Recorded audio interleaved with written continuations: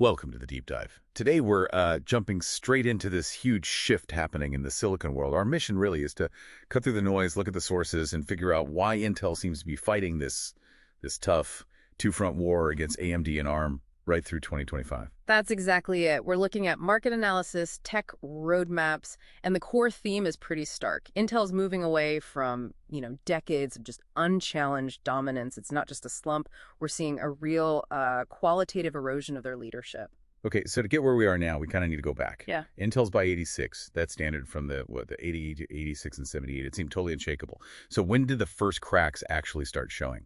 Well, the first, I'd say, major strategic miss was probably back around 2003. Intel was pouring resources into Itanium, which, wasn't even compatible with x86. And while they were doing that, AMD made a, frankly, revolutionary move. They brought out x86-64. And crucially, they put the memory controller, the IMC, right onto the CPU die itself. Right. And Intel eventually had to ditch Itanium and basically copy AMD on both counts, adopting AMD 64 and the integrated memory controller, but years later. So that was ages ago. Why does that specific history still matter so much today? Because it really set a precedent. It showed Intel could be forced to follow someone else's architectural lead.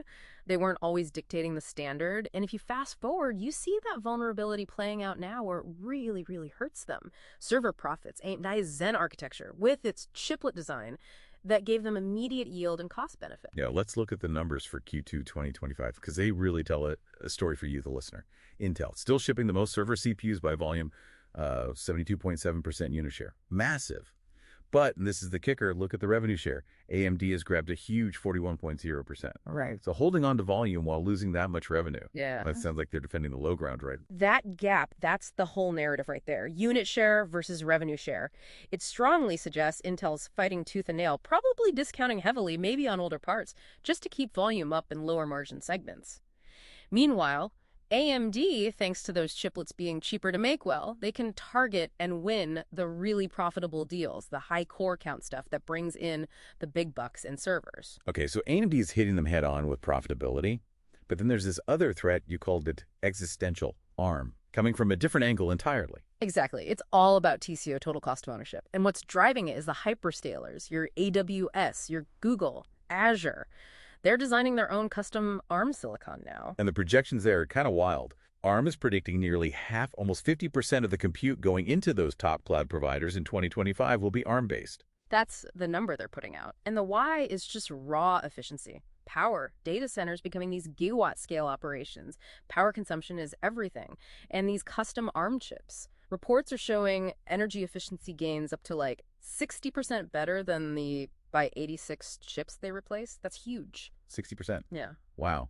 So how does Intel even begin to fight that kind of power-saving advantage? Well, their big counterplay is IDM 2.0, this massive strategic pivot. They want to regain the lead in manufacturing and become a foundry, IFS, making chips for others, potentially even competitors. But it's incredibly expensive. Yeah, you see that cost reflected right in the financials, don't you? Yeah. Intel got back to profitability recently, but it leaned heavily on, what was it, $8.5 billion from the CHIPS Act funding? And even with that boost, their new foundry division, IFS, is running a massive operating loss, like $2.3 billion, just from the cost of scaling up. Exactly. And the absolute linchpin for this whole strategy, the thing everything hinges on technologically, is their next-gen 18A node. They're targeting high-volume manufacturing, HVM, for Q4 2025. But the execution risk is, well, it's immense. They're trying to introduce two brand new high-risk technologies at the same time. You've got ribbon FET transistors, which is their take on gate-all-around. It's a totally new transistor structure. Right? And backside power delivery, BSPDN, which is a completely different way to get power to the chip, doing both at once on a leading node. That's ambitious. Hugely ambitious. High risk of delays, you'd think. Especially when TSMC, their main competitor in the foundry space, is basically saying, hey, our N3P node, which is mature 3-nanometer class, is just as good performance-wise and way less risky than 18A. Stakes are high. Connects right back to the bigger picture. Intel's whole long-term survival, arguably, depends on executing 18A flawlessly.